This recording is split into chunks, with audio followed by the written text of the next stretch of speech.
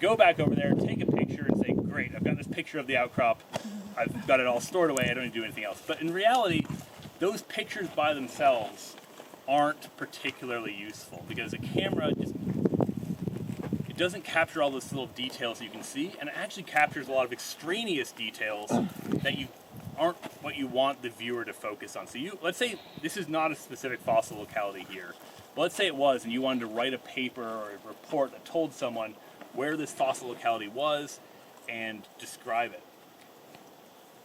There's some features in here that are meaningful and others that aren't to the local geology. So people talk about the rocks here. What other observations just on this hillside do y'all see? Not a lot of vegetation. Yeah.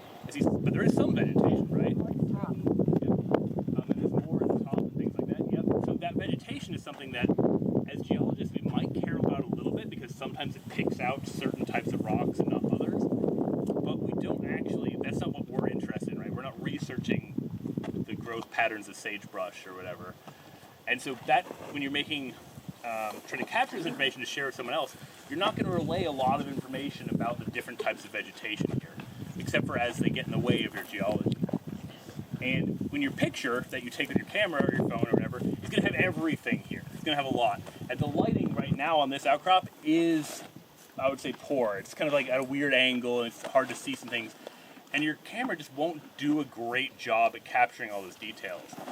And what we commonly do is to make a sketch of an outcrop so that we can capture, and a sketch is a process where you capture the important components that you think are important that you can observe and remove or minimize the other components that are getting in the way, those minor points that can throw you off. And we want to do that because we want to describe the stratigraphy, the different layers that are in here, because we want to understand eventually, when we get our fossils, the depositional environments and the world that these things live in. What formation were they in?